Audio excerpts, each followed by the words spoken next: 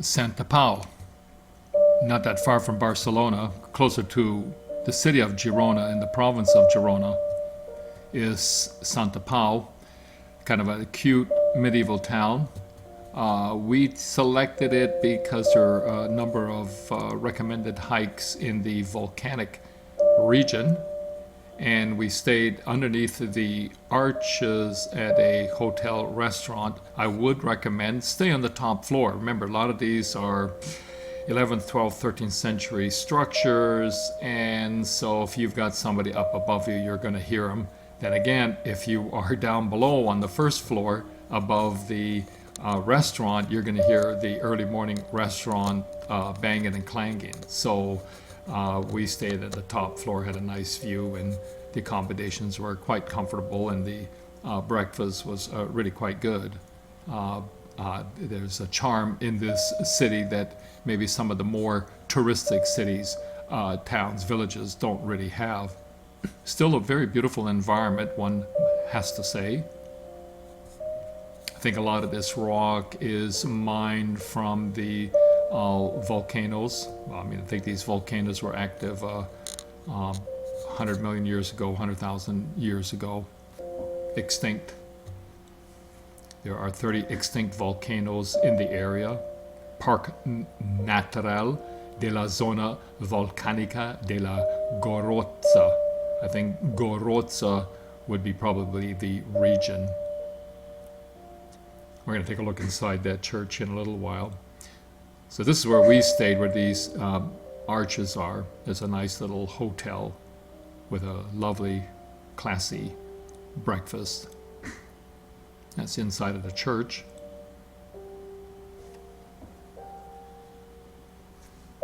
So we can see that the Catholic Church was practicing equity with, there's a lot of churches named after women, if you've noticed, or women saints, we should say.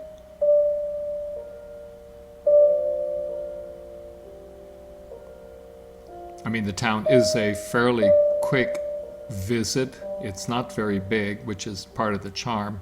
So this is the Parc Natural. There are a number of, quite a few actual hiking trails. They're well marked on the signage, but in reality, a little bit difficult to navigate because there are little branches to go here and branches to go there. The map we found wasn't particularly great to keep us on the right trail and make the right turns, and so anyway, sometimes you do have to ask. We are here in the summertime, and I would say it's a little bit toasty if you are traveling and it is springtime, in the fall, even in the wintertime. These are probably really very nice hikes. I'm from Texas, so I didn't find it too terribly hot. Just bring plenty of water if you are here during the summertime, because some of the areas are fairly exposed, and you'll see it. So this hike here, I forgot the name of it, but it takes you to an extinct caldern, and that's a volcano that has collapsed upon itself, and they have built a little church in the middle of it, and so you're actually walking the rim of it. So here it is. Here's an anomaly. So you walk upon this little farm.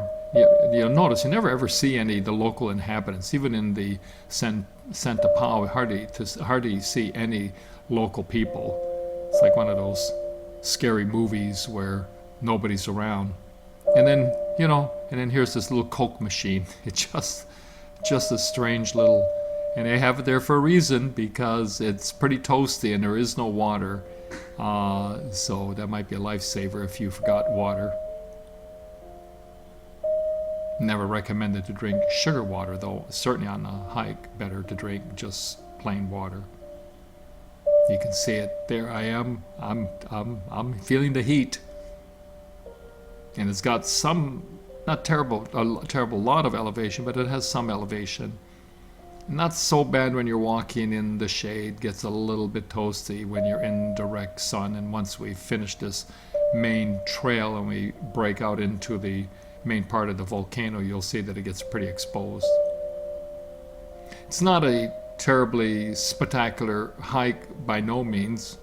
I think you can plan a trip to Spain, and there are like all of these towns and villages and sites to see, so it's really impossible to try to get every single one of them. So you make a trail and you stop here, you stop there, depending on the time and the distance. So this, we are now walking on the inside of the volcano, and you can kind of see the circular ring around the perimeter of us. I think again it's like 100 million years ago this would have been active. This will give you an idea of the heat. Everybody who's made it this far is seeking the shelter.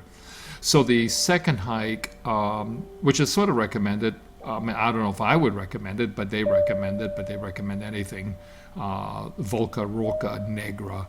So basically the volcano with black rock. Now clearly this is much more exposed, much more open. So, and I believe we did both of these trails, these hikes in the same day, because they sort of trailhead off of the same parking area. And you do leave Santa Pau, and you park your car at the park, and which is free, and then you can make both of these hikes from the car park.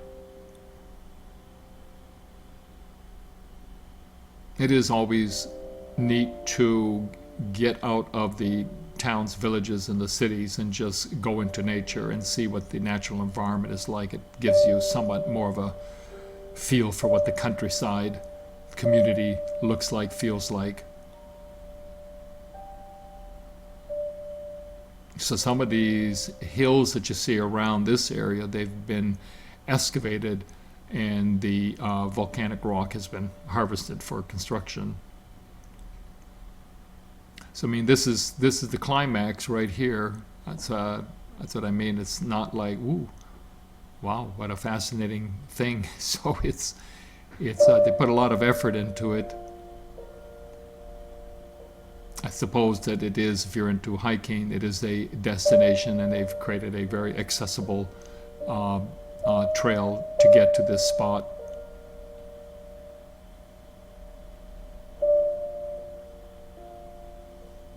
Does give you a lot more information at the park on the usage of this material. I mean, a lot of this is really just almost like gravel, pulverized.